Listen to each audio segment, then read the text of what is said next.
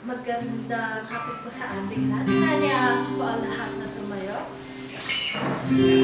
At sama-sama po tayong magpilihan ng ating Panginoon. Sing about the goodness of Jesus in our lives.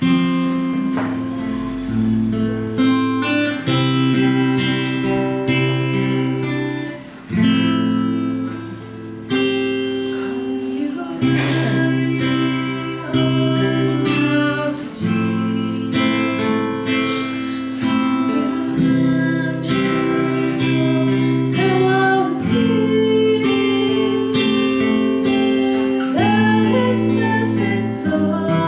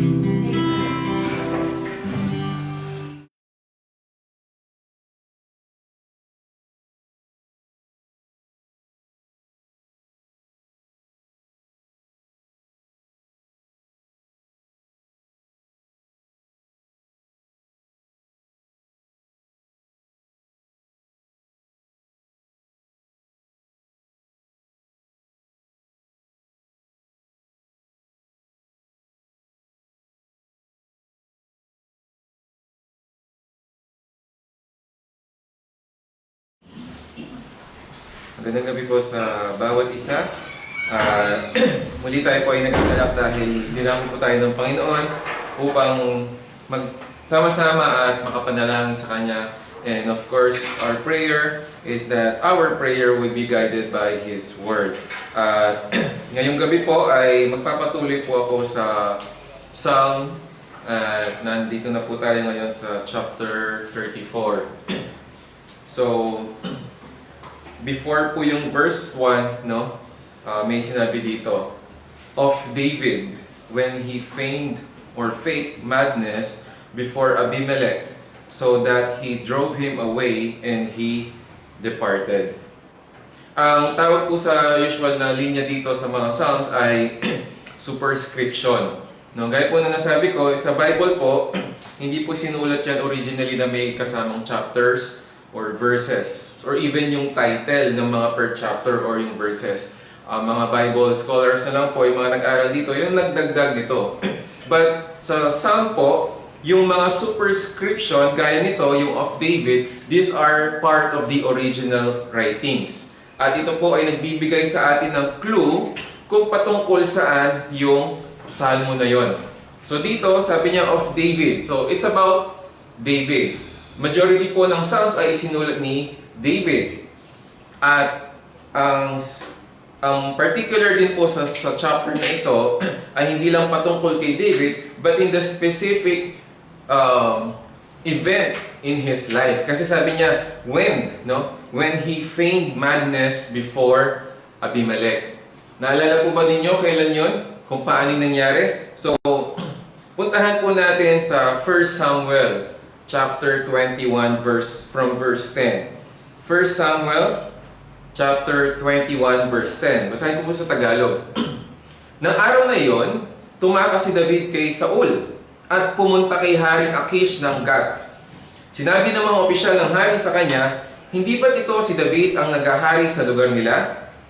Hindi ba't siya ang pinararangalan ng mga kababaihan habang sumasayaw sila at umaawit ng libo-libo ang napatay ni Saul? Tig sa 10,000 naman ang kay David. Inisip ni David ang sinabi nila at natakot siya sa maaaring gawin sa kanya ni Haring Akish ng Gat. Kaya nagkunwari siyang baliw. Pinagkakalmot niya ang mga dingding ng lungsod at pinatulo ang lawi niya sa kanyang balbas. Sinabi ni Akish sa kanyang mga opisyal, tignan nyo, baliw ang taong ito. Bakit ninyo siya dinala sa akin? Marami na ang baliw na gaya rito. Bakit nyo pa dinala sa pamamahay ko ang taong iyan para umasal ng ganyan sa aking harapan? This is one of the unique events in David's life na kung saan po ay nagbaliw-baliwan siya. No? And never niyang inulit yun. At wala rin po tayong nabalitaan o makikita sa Bible, even from Old and New Testament, na may character na nagbaliw-baliwan. Siguro may nabaliw, pero nagbaliw-baliwan, o even a king na nagkunwaring baliw, wala po. Si David lang. So let's pray and ask for the Holy Spirit to guide us. Heavenly Father, we again worship you and praise you and thank you for this day, for this night, that you have gathered us to worship you, to hear your word, and to deliver our petitions to you, O Father. Lord, we ask for your Holy Spirit to give us heavenly wisdom, and may we not rely on our own, that we may understand what you want to say to us through your word by the power of your Holy Spirit. In Jesus' name we pray, Amen. So, ito po yung panahon na si David ay tumakas dahil wanted siya, dead or alive ni Haring Saul. Hindi pa siya hari dito, si Saul pa, at sikat na siya dito, no? Gaya ng nasabi kanina ni Haring Akish. Sumikat si David dahil doon sa awitin na libo-libo ang napatay ni Saul. Pero si David ay tig sa 10,000. So doon na insecure si Haring Saul, and also when he was anointed by the prophet Nathan, na siya ang susunod na magiging hari, not the descendant or not from the line of Saul. So he is a great threat, no? For every right na meron si Saul, magkakaroon si David sapagkat siya ang susunod na hari. At dahil doon, tumakas si David. No? In short, tumakas siya dahil papatayin siya at nagtago siya, umabot siya sa lugar ng Gat, sa mga Filisteo, at nandun siya sa lugar ni Haring Akish. At dahil nakita niya na nakilala siya, namukhaan siya ni Haring Akish at sikat siya bilang isang rookie, no? Kumbaga sa basketball, MVP na, rookie pa. Alam ko po, isang beses lang nangyari yon so far kay Benji Paras. No? So ganun ang dating nung kay David. At threat din itong si David kay Haring Akish. So si David ay natakot. Wala siyang laban doon kasi hindi niya man nakasama lahat ng militar ng military group ng mga Israelita. Yung mga loyal lang sa kanya. At hari yung nakakilala sa kanya. At syempre, kilala din siya na pinatay niya si Goliath. No? Before pa yung sumikat na tigsa 10,000, una siyang sumikat sa pagpatay niya kay Goliath. So takot na takot si David dito. Imagine someone who was brave when he faced Goliath. Di ba? Walang ano-ano, walang pagdadalawang isip. Harapan niyang sinagutan si Goliath. Pero dito, takot siya. At gano'n po siya katakot? Nagkunwari siyang baliw. Pwede kasing magtago siya, pero baka hindi yun option. Nandun siya sa kuta ng mga kalaban. Pwedeng, sige, ito na lang, harapan na lang hanggang mamatay na. Total, kahit na paglabas ko dito, wanted naman ako sa Israel. No? Sige na, kung hanggang dito na lang buhay ko, hindi. Hindi niya rin option yon. Wala siyang ibang naisip kundi magbaliwan. Naalala po ninyo yung may isang interview nun sa, kalimutan ko na yung station na sinasapian daw siya, tapos biglang tumitirik yung mata, tapos di ko pa magitik pa kasi medyo ano na, pero siguro kung naalala niyo yun, di ba? Tapos sabi niya, okay ka pa ba? Nandiyan ka pa? No? Nagbabaliw-baliwan na, hindi na makalusot. Sa ngayon po, sa mga nagtatrabaho, usually sa mga work from home din, kunwari may client ka tapos may tanong or may hinihingi, tapos nasa video call, hindi mo masagot, English, o kaya hindi mo na-meet yung deadline, biglang sasabihin mo, I can't hear you, no? Wala akong mahina ang internet ko, minsan may mga ganong palusot. So si David, ganon ang palusot niya, nagkunwari siyang baliw. Hindi siya nagkunwari, hindi, kamukha ko lang si David. Nagkunwari siyang baliw, paano? Naglaway siya sa kanyang balbas. And so sabi ni Haring Akish, ang dami ng baliw dito, ba't pa natin dadagdagan yan? And so, from that story, niligtas ng Panginoon si David.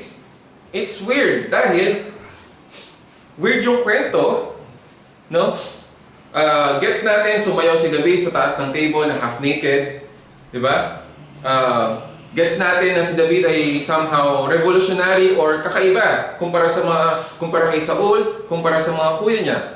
Pero yung ginawa niyang nagkunwari siyang baliw, parang extreme na talaga yon. So, yung pagkaligtas ng Panginoon dito or yung pagkaligtas niya mula kay Haring Akish, para kay David ay niligtas siya ng Diyos. Di ba kung parang isipin natin, nagbaliw-baliwan, so parang mababaliw din tayo, no? Kakaisip. Nagbaliw-baliw si David, pero sa perspective ni David, niligtas siya ng Diyos. Ang isa pa pong katanungan din dyan ay, tama ba yung ginawa ni David? Kasi nanloko siya. It's a deception. It's an act of deception. Hindi naman talaga siya baliw. No? But it's not answered sa Psalm or even in any other parts of the Bible. Ang point po dito in Psalm 34 is God rescued David. And so in the whole chapter, punta na po tayo ngayon sa Psalm 34. In the whole chapter, David sang about the goodness of God. Dito po natin makikita yung sikat na verse, taste and see that the Lord or Yahweh is good. In verses 1 to 7, the goodness of God to those who seek Him. Basahin ko po sa English. So verse 1, I will bless the Lord at all times. His praise shall continually be in my mouth. My soul makes its boast in the Lord. Let the humble hear and be glad. Verse 3, Oh, magnify the Lord with me, and let us exalt His name together.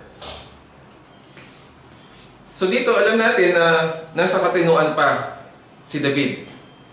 Hindi siya umabot dun sa, may tinatawag po tayo sa legal terms na lucid interval, kung saan may mga episode yung isang tao na nawawalan siya ng, wala siya sa katinuan. Actually, that's also ground for annulment or void of marriage. Na kapag yung isang tao, kinasal siya pero wala siya sa katinuan, pwede mong i-void. No?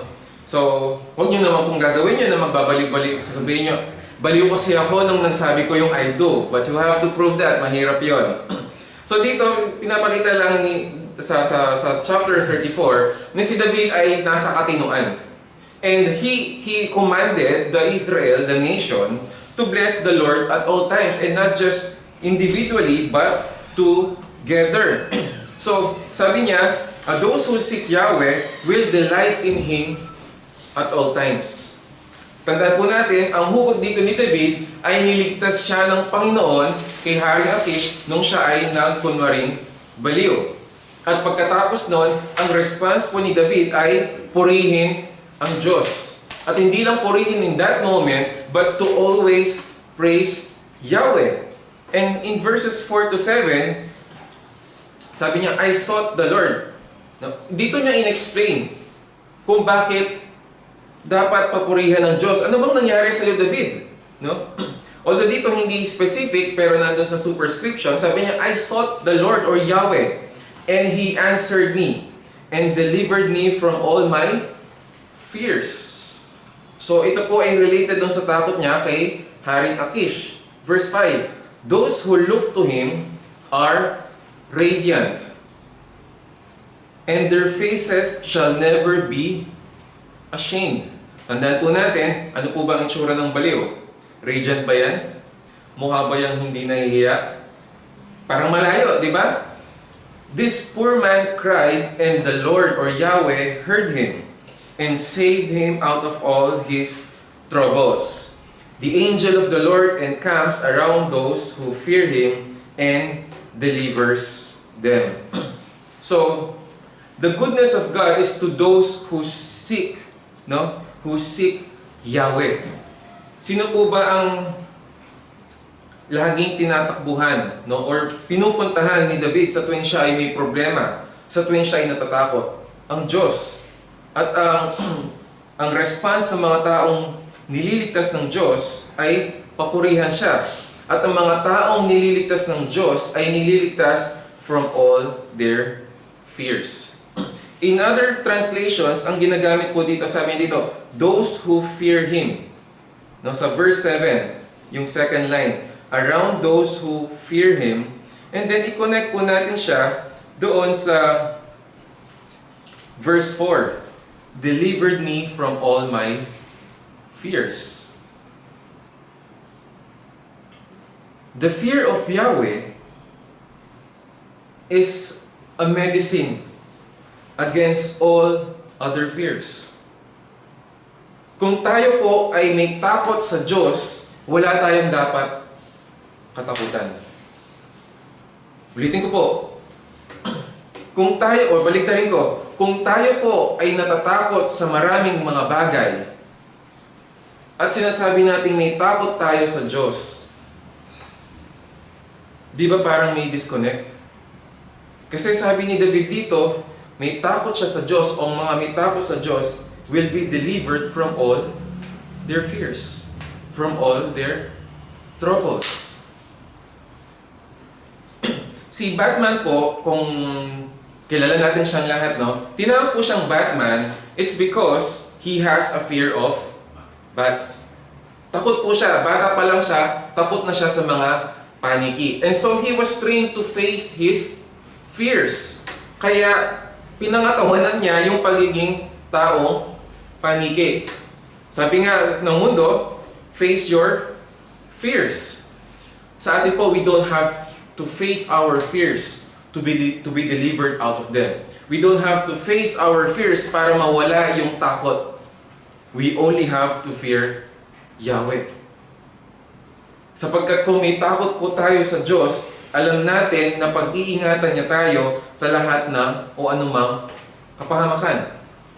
Kung may takot tayo sa Diyos, alam natin na hindi niya tayo pababayaan sapagkat tayo ay nasa sa kanyang pagkalinga. In verses 8 to 14, the goodness of God to those who fear Him. So dito, tuturuan ni David, sabi niya sa verse 8, "Oh, taste and see that Yahweh." Gagamitin ko po dito Yahweh, no? That Yahweh is good. Blessed is the man who takes refuge in Him. Natural po yung sinabi niya ditong taste and see is just symbolical, no? Hindi naman po isang bagay na pwedeng matikman ang Diyos at makita. No one has yet seen God face to face. So ang binanggit niya ditong taste and see is kapag po tayo ay alam natin na may isang ano po ba ang epekto ng isang pagkain na masarap? Kapag natikman niyo po, pag may paborito kayong pagkain, for example, mas mataas po ang standard niya doon. No, halimbawa, paborito niyo kaldereta, menudo, asado, o fritada, nandito yan. Pag natikman mo, di masyadong masarap, okay lang. Pero pag kaldereta, yung favorite mo, at may natikman kang kaldereta at hindi pumantay sa standard mo, anong anong reaction mo? Medyo malungkot ka, di ba? Medyo dismayado ka.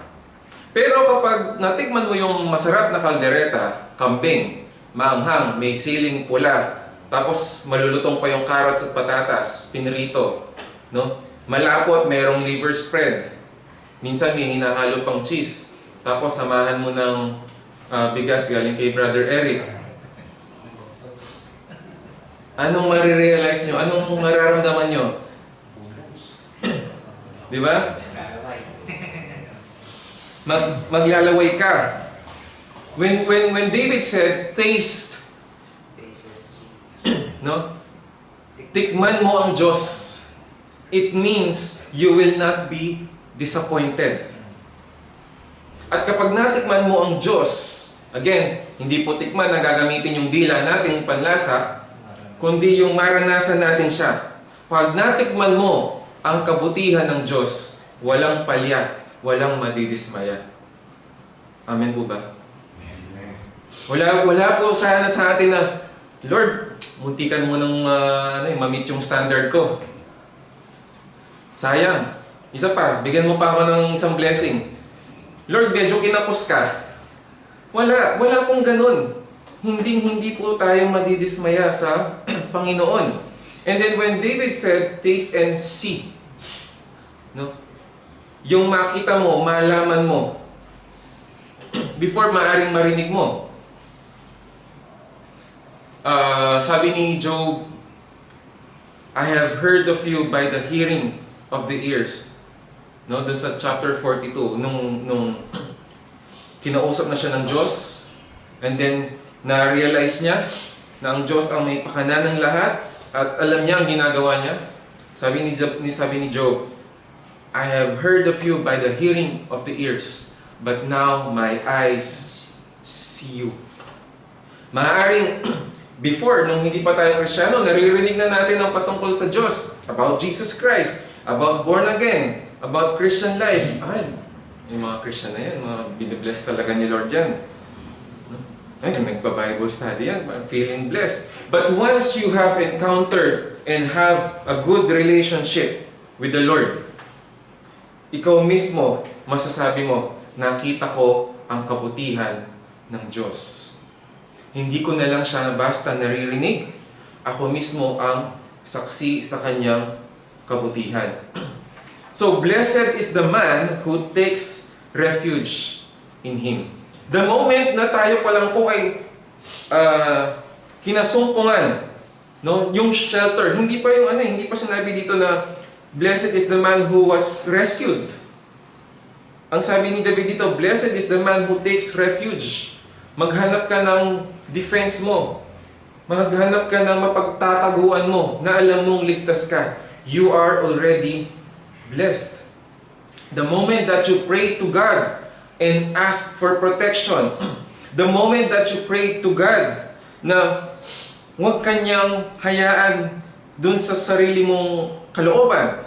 The moment that you pray to God, na ipaloob ka niya sa kanyang presensya, na yakapin ka niya, natakpan ka niya ng kanyang mga pakpak, you are already blessed. Hindi pa sinasagot ng Panginoon ang panalangin mo.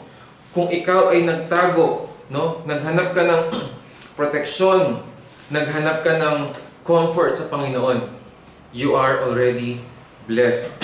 And so, David commanded the Israelites in verse 9, "Oh, fear the Lord, you His saints." Medyo i-ano ko lang po dito yung "you His saints." Madalas po kasi natin naririnig o nababasa yung salitang saints or santo sa New Testament. Old Testament, very seldom. At dito natin makikita na even the Israelites are considered saints or those who fear the Lord, those who follow Him. No? Pero there's one group of religion ngayon na pwede ka lang tawaging saint kapag namatay ka na, hindi na agnas yung bangkay mo, tapos iba-background check yung buhay mo, tapos may mga checklist sila, tsaka kanila tatawaging patron ng kung ano pa, i-assign ka pa. No? Sa atin po, sa Bible, even Paul in the New Testament, he called the believers saints. The moment that you are a believer, you are already a saint. Hindi mo kailangan magkaroon ng halo. At wala naman pong halo. Even the angels, wala pong halo. Nabanggit ko na po ito kay Pastor Jem noon, no? Kung magbi-business po ako,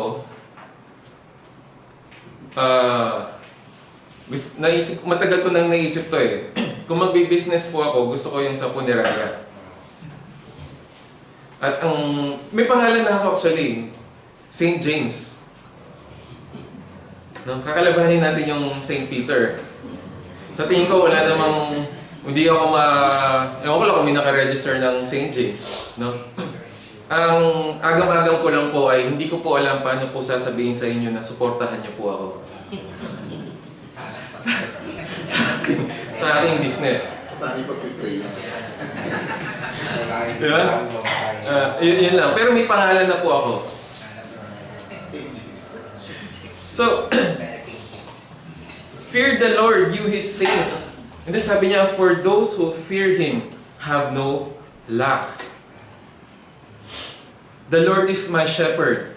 I shall not want or lack. Tuloy ko po sa verse 10 kasi magkaugnay po yung, parallel po yung verse 9 at 10. The young lions suffer want and hunger, but those who seek the Lord or Yahweh lack no good thing. Doon muna po tayo dun sa, bakit biglang may young lions? Maaari dahil kahit ang leon na malakas, matapang, ay may pangangailangan pa rin. And sabi niya, they also suffer want and hunger. Nagugutom din. In the second line of verse 9 and verse 10, sabi doon, for those who fear Him have no lack. And then in verse 10, those who seek Him or Yahweh lack no good thing. So, iisa lang din pong ibig sabihin ng those who fear and those who seek. Yung may takot sa Diyos at yung hinahanap or kinasusumpangan ang Diyos. And he used a better term. Kanina, will have no lack. Dito, will lack no good thing. Mag-focus po tayo dito. Those who fear and seek Yahweh will lack no good thing. Sa Psalm 23, the Lord is my shepherd, I shall not want. Hanggang doon lang. No? Hindi ka magkukulang. Yung mga pangangailangan mo, tutugunan ng Panginoon. And that is good. But here in Psalm 34, yung ginamit ni David ay lack no good thing. Ibig sabihin, hindi ka magkukulang sa magagandang mga bagay. Ibig sabihin, lahat ng in opposite, you will receive all good things. And so, that is a reflection for us na bakit parang minsan, may hinahanap tayo at parang kulang. Bakit ang nararamdaman natin, may kulang sa buhay natin? Kung nasa Diyos ka at ito ang kanyang pangako sa mga may takot sa kanya at naghahanap sa kanya, baka iba yung nasa ibang bagay tayo nakatingin. Baka iba yung gusto natin na hindi naman pala yun yung good thing for us. Kasi sabi dito, those who seek the Lord lack no good thing. It means it's continuous. It means God will supply you the good things for you. In verses 11 to 14, those who fear Yahweh seek a long and happy life. Come, O children, listen to me. So kanina, Israel, saints ang tawag niya. No? And fear Him. Dito, ang tawag naman niya sa mga Israelita, sa mga santo, children. Was it because naisulat ito noong siya ay hari na? Probably. Pero may mas matanda naman sa kanya noon. Bakit yung mga nakikinig sa kanya o magbabasa o aawit nito, children ang tinawag niya? Maybe because children in the way na ito ay hindi pa nakakaranas kung ano yung naranasan ni David. Even biologically, mas matanda ka, even physically, mas matanda ka, or you are in a higher position, sinasabi ni David, dumaan ako dito, naranasan ko na ang Diyos, subukan mo. Makinig ka sa akin at mararanasan mo rin ito. Nabanggit ko na po ito sa inyo before. My prayer for my children would be, Lord, kung ano yung kabutihan na nararanasan ko sa presensya mo, kung paano galak ang nararamdaman ko, kung anong katotohanan ang hindi mo inilihim sa akin, kung gaano ka katapat, I want my children to experience that. Hindi ko po pinagpapray na they will have a good future, a good career. Hindi yun ang prayer ko, because even if they would be successful sa kanilang pag-aaral o sa kanilang estado sa buhay, if they have not or they will not experience the Lord, hindi po ako completely happy for them. Kung ang mga anak ko ay hindi mararanasan yung nararanasan, yung pinaparanas sa akin ng Panginoon, sayang. And it's the same thing with the others din, no? Not just sa mga anak. So, come, O children, listen to me. I will teach you the fear of the Lord. I will teach you. At paano, bakit daw? Kasi, what man is there, verse 12, who desires life and loves many days that he may see good. So, tanong ko rin po sa inyo yun, sino po dito ang gusto mabuhay ng mahaba at masaya? Ayan. Ito po ang sagot ni David. Come, O children. Children din po ang tawag sa atin. And listen to Him. And He will teach you the fear of the Lord. Ano po, paano matakot sa Diyos? Sinagot niya in verse 13, keep your tongue from evil and your lips from speaking deceit. Turn away from evil and do good. Seek peace and pursue it. So of course, when we say the fear of the Lord is the beginning of wisdom, ito, medyo nag-specify si David na pag-ingatan natin yung ating mga bibig, yung ating pananalita, no? Keep them away from evil. Sabi ni Santiago, ito ang pinakamahirap itim, ang dila. Ito rin ang matalim, no? Ito yung pinakamahirap na body part natin na mahirap i-control. Keep it away from evil. Paano away from evil? In the next line, and your lips, kasi tongue and then lips. Of course, hindi naman literal na bibig and dila, or labi at dila, and your lips from speaking deceit.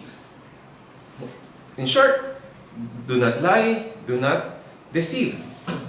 And that is his advice, no, or teaching, to turn away from evil and do good. Again po, mahilig dito ang mga Hudyo, kapag sinabi niyang positive, minsan technically, ba, parang alam na natin yung opposite nun is hindi pwede. Pero dito, kailangan pa rin niyang sabihin, turn away from evil and do good. Di ba pag you turn away from evil, you are doing good? Or when you are doing good, you are turning away from evil. Not necessarily na kailangan pa talaga sabihin ni David yun. Pwede kasing wala ka namang ginagawa. Kaya ang sabi ni Santiago din, sin is, or I think it's Paul, sin is not just doing what you should do, but also, sin is not just not doing, no? Hindi lang yung pag-iwas sa mga bagay na hindi mo dapat ginagawa, kundi yung mga bagay na dapat ginagawa mo, pero hindi mo ginawa o ginagawa. Kasalanan din yun. Seek peace and pursue it. Sinabi rin ito ni Pablo in the New Testament, peace at all costs. No? Live peaceably. If you are following din po yung morning devotion, explain na po ito ni Pastor Dan in 1 Timothy and Titus, na the believers should seek peace. Mambuhay po tayo ng may kapayapaan. Ang hirap na kasi dahil ang dami ng gyera, dadagdag ka pa ba? Makikipag-gyera ka pa ba sa kapitbahay mo? Sa katrabaho mo? Siguro po, no, ako dahil matanda na, siguro pag mga bata pa, marami ka pang energy. Kunwari, high school ka, may nakaaway ka. Rat-rat. Sasagutin mo. Hahanguin mo. Pero habang tumatanda ka, siguro dahil wala ka ng energy. Wala ka sa buhay mo. Minsan pag nagdadrive din, ganon. Although ito pa rin po ang pinag-pray ko kasi natitempt pa rin ako minsan patulan. Pero minsan inisip ko na, sayang oras ko sa'yo. Mauna ka na. Di ba? Pero kung nagmamadali ka, isipin mo, baka may tawag ng call of nature kaya nagmamadali. Di ba? Yan mo na. Wala ka ng energy. So, we must seek peace. No? Hanggat maaari. Minsan may tendency din tayo na dahil we know we are in the right religion, we know the truth. May tendency din tayong maling alam niyan, maling tinuturo niyan. Di ba? Ay, nasa maling ano yan. Tapos, ay ano yan, dyan yan sa group. Live tayo, sabi ko pwede sabihin, mga hindi na ako makita susunod. Ay, mga ano yan. Di ba? So, tapos makikipag-awat, hindi man lang ano discussion. Makikipag-ano ka talaga para mapatunayan mong mali siya at mapakita mong tama ka. But if you're not gonna win that person, wag na lang. Sayang din yung oras mo. Seek peace. At least nasabi mo at nakita niya sa buhay mo kung paano ka talaga. Wala naman po tayong narinig na, di ba usually, ay, born again pa naman yan. Di ba? Tapos masasaktan tayo kasi nasabihan tayong ganun. Pero meron na po ba kayong narinig na, ay, ano kasi yan? Roman Catholic kasi yan. Ay, ay, Roman Catholic ka pa naman. Wala. Ay, Iglesia ka pa naman. Wala. Ay, Mormons ka pa naman. Wala. Naririnig po natin sa mga Pilipino, ay, born again ka pa naman. Christian ka pa naman. No? So, seek peace and pursue it. It means there is a continuous action of following peace. Hanapin mo siya at sundan mo. Hindi yung nakita mo na, nalaman mo na, okay na. Hindi, sabi ni David, pursue. Pursue peace. In verses 15 to 22, it is the goodness of God to those who are righteous. In verses 15 to 18, the righteous are seen by Yahweh, the eyes of the Lord. So kanina, seek the Lord. Hanapin mo, no? Taste and see that the Lord is good. Now in verse 15, ang Diyos naman, yung pananaw, yung paningin naman ng Diyos, the eyes of the Lord are toward the righteous, and His ears toward their cry. Nakatuon ang pansin ng Panginoon doon sa mga, and again, yung righteous dito are those who seek Him, those who fear Him. And then, in the opposite, on verse 16, the face of Yahweh is against those who do evil. So, kung nakaharap siya sa mga may takot sa Kanya, nakatalikod siya doon sa mga masasama. to cut off the memory of them from the earth. Hindi lang po basta mamatay sila, mawala sila sa mundong ito, but to cut off their memory. Right now, hindi pa po ito nangyayari. We know a lot of evil people in history, no? Maraming mga karumal-dumal na mga bagay na ginawa, napatay na. But still, nasa history books pa rin, pinag-aaralan pa rin, tinuturo pa rin. And so their memory still lives. But ang sabi ng Panginoon, the face of the Lord is against those who do evil, to cut off the memory of them from the earth. At mangyayari po ito in the last days, in the new heavens and the new earth. Na wala na po ang memory ng mga tao ito. They may have lived their life in the way they wanted, they may have killed or done wickedly, pero yung kanilang alaala ay magbubura sa mundo. When the righteous cry for help, verse 17, the Lord hears and delivers them out of all their troubles. Again, all troubles or all fears. In verse 18, the Lord is near to the brokenhearted and saves the crushed in spirit. So iba-iba yung words na ginamit. The point is, ang Panginoon ay nakikinig, ang Panginoon ay nakatingin sa kanyang mga anak. Nakafocus siya, nakatuon siya sa kanyang mga anak, especially those who are broken-hearted and crushed in spirit. Hindi po broken-hearted na romantic, no? Lalo na kung yung kaya ka broken-hearted kasi nilayo ka ni Lord doon dahil di naman siya manampalataya. Mababroken ka talaga. But broken-hearted, that maybe na hinahanap mo yung hustisya ng Panginoon. Or maybe you are suffering and you don't know what to do. Or maybe you are suffering unjustly.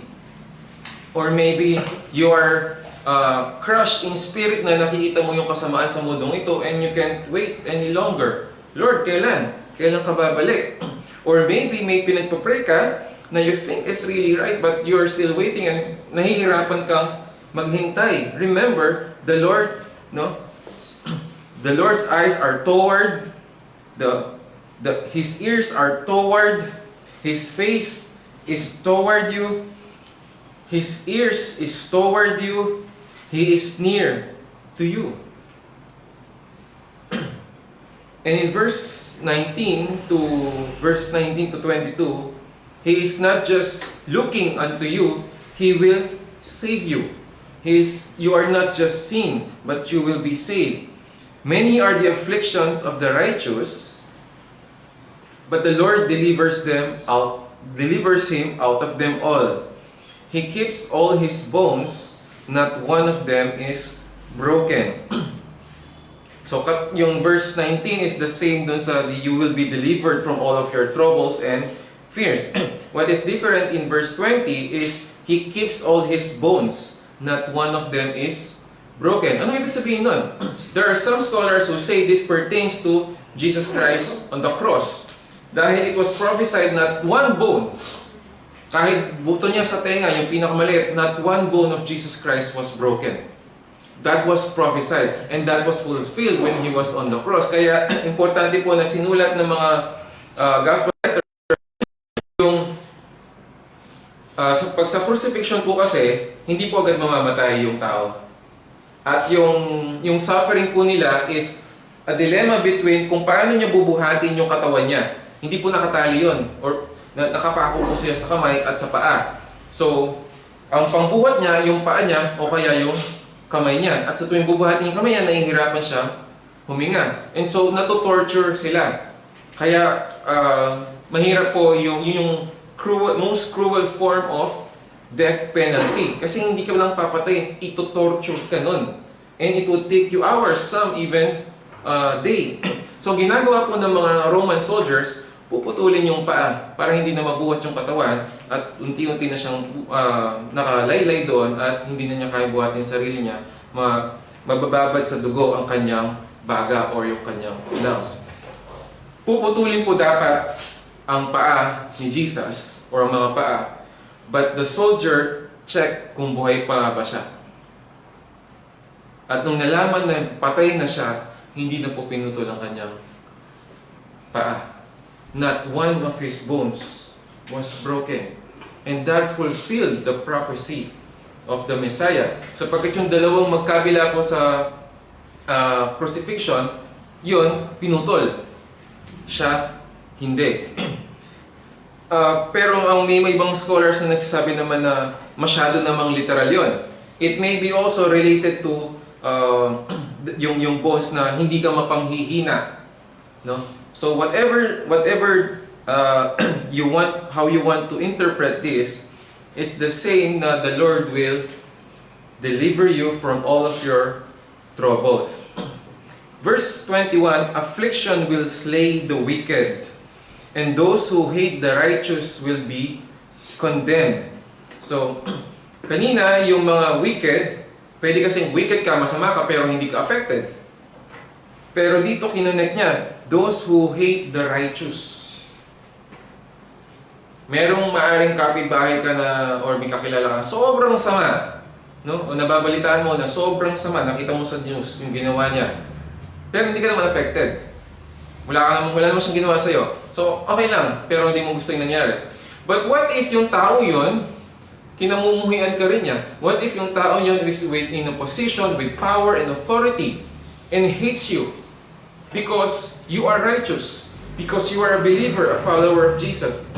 Ang pangako ng Panginoon, He will slay those who hate the righteous. Kaya ang Israel po ay sobrang pangangalaga ng Panginoon. Na kung sino man ang kumalaban sa Israel, hindi lang niya basta ipagtatanggol, ipaghihiganti ng Diyos. At kung hindi pa po convincing sa atin yon, to prove that even the believers in the New Testament, God would do the same for the believers, not just for the Israelites, not just for the Jews. And kung hindi pa rin po totoo yun, hindi kayo ma-convince, look at the nation Israel now, the country Israel. So, although this is debatable among many believers na hindi naman talaga yan yung Israel noon, iba na yan. But I think, no, it's the same essentially Israel kasi yun lang ang nag-iisang Jewish nation. And they're all surrounded by Islamic countries. Pero bakit nagsusurvive siya doon? Not because of US. Hindi. Not because God has promised to preserve His chosen nation. Last verse. The Lord or Yahweh redeems the life of His servants. Not one of those who take refuge in Him will be condemned. It's the opposite again. If those who are wicked will be condemned, those who are righteous will not be condemned. None of them will be condemned. So, ang psalm po ay hindi lamang unique in the sense that this was written as a song. By the way, hindi ko na-mention kanina, Psalm 34 po ay nasulat in alliteration.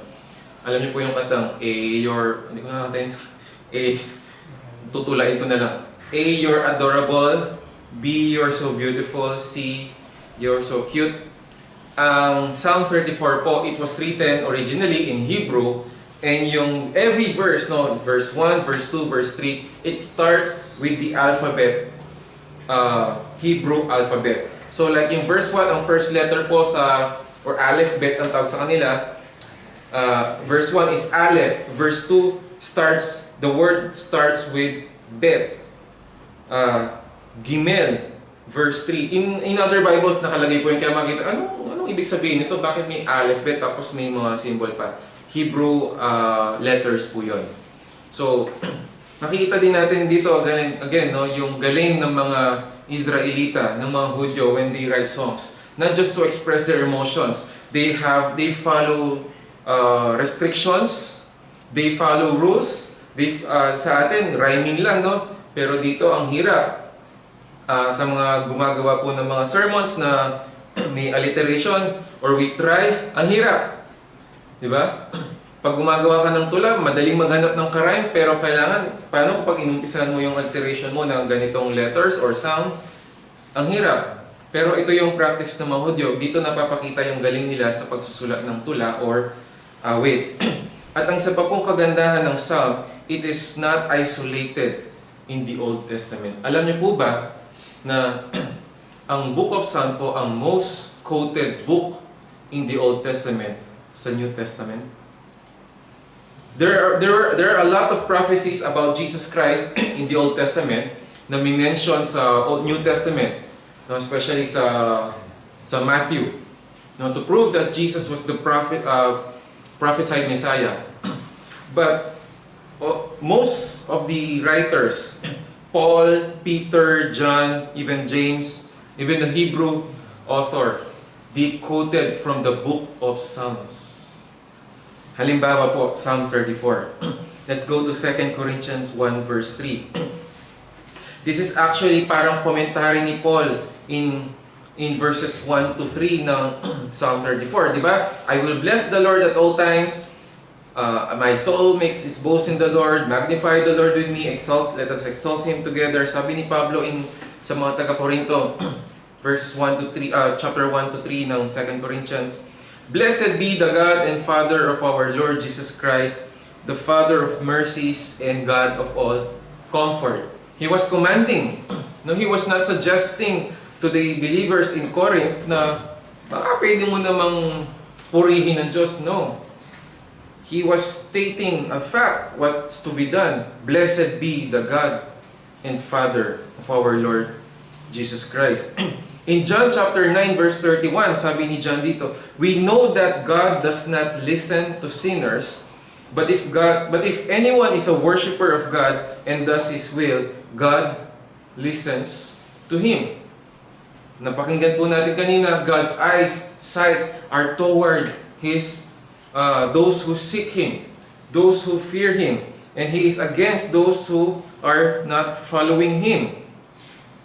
In 1 Peter, sabi po ng Apostle, chapter 3, verses 10 to 12, he exactly quoted from Psalm 34, for whoever desires to love life and see good days, let him keep his tongue from evil and his lips from speaking deceit.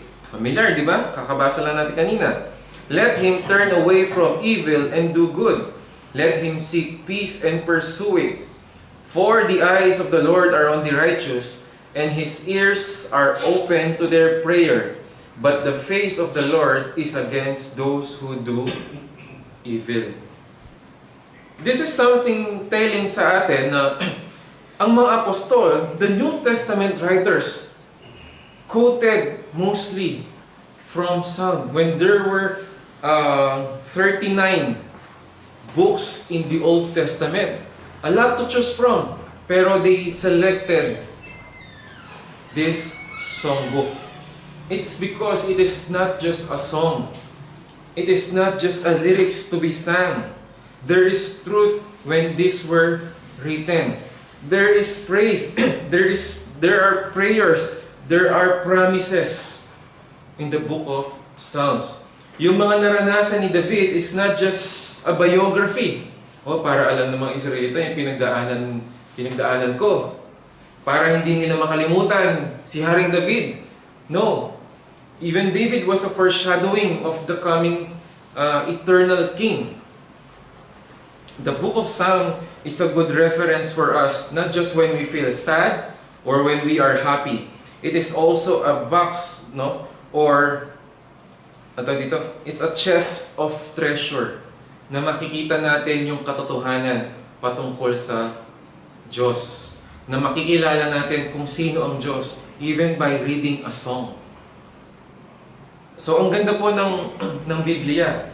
May history, may narrative, may observations, may proverbs, and even song. Sa panahon natin ngayon, no, sa secular, the songs were written to express emotions. Pero bihira yung to express truth.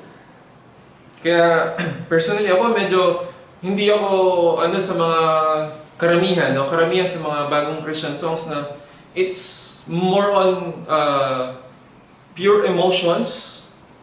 You want to feel good, alam mo yan? Pero asaan yung katotohanan doon? I wanna know kung sino ang Diyos. Diba? Kasi aawitin ko to eh. I just don't want to express my feelings. I want to sing the truths about God. I want to sing who God is. Kaya yung mga again, hindi ko po sinasabi na there's preference for old songs. Even old songs may mga ganun din. Pero yung nangyari kasi ngayon is it's because of that, no? And then yung mga lyrics that alam mo yun, mas madali po kasing maalala yung mga katotohanan when you repeat them through songs. And so when we are singing songs, it's also important na yun ay mga katotohanan tungkol sa Diyos. At kung, syempre, di naman po siya papantay sa psalm, pero ang standard ng psalm is not just the emotions of David, but the truth about God. There's emotions, yes, but the core, no, foundation of the lyrics ng mga awitin ni David ay kung sino ang Diyos. And so, the book of Psalm is not just a songbook, it is a book of truths na pwede nating lapitan sa tuwing masaya, malungkot, gusto nating makilala lalo ang Panginoon. And then I will end in 1 Peter chapter 2 verse 3. Ang sabi po dito ni Pedro,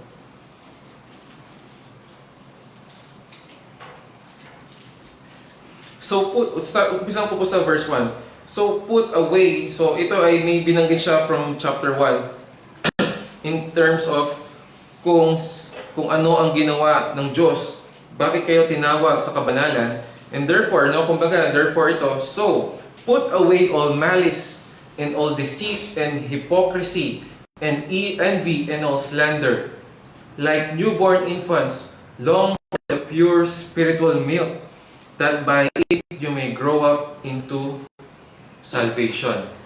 Verse 3, if, no, sabi niya, kung, if indeed you have tasted that the Lord is good.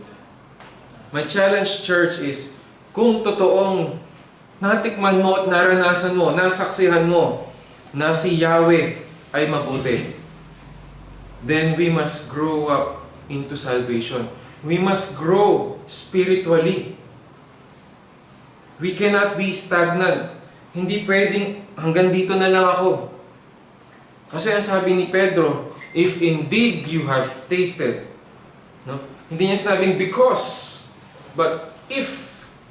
Ibig sabihin, kung ito talaga ang nangyari, therefore ito ang gagawin mo. If indeed you have tasted that the Lord is good, grow up into salvation. Long for the pure spiritual milk, katulad ng isang sanggol na naghahanap ng gatas. Hindi po kailangang sabihan ang baby, oh, kumain ka na. Hindi po sasabihin ng baby, hindi ako gutom. Ang baby po ang unang magsasabi na gutom na siya. Kailangan niya ng gatas, kaya po siya umiiyak. Hindi po nakaschedule even yung pagdede ng baby. Pag gutom siya, iiyak siya. Hahanapin niya yung gatas. Ganon din po ang mananampalataya. Kung natikman mo na ang kabutihan ng Diyos, okay ka na ba doon? Or gusto mo pang malasap? Kung nasaksihan mo ang kabutihan ng Diyos sa buhay mo, okay ka na ba doon? Pwede na ba yun? Lord, tested na, pwede na. Or, Lord, gusto ko pang matikman. Alam kong lasap pa lang ito, patikim pa lang ito. I want to continuously taste and see that you are good.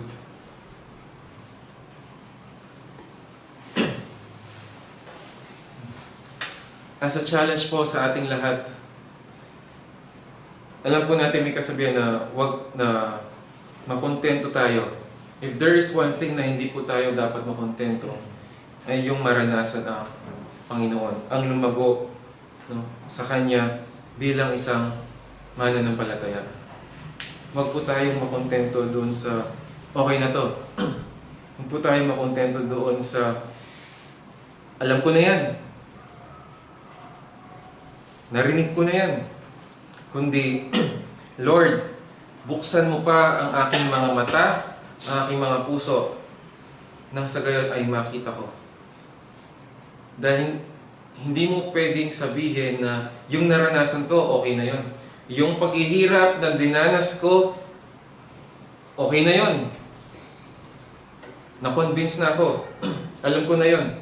Pero hindi po doon magtatapos. We must long, no, for the pure spiritual milk, that by it you may grow up into salvation.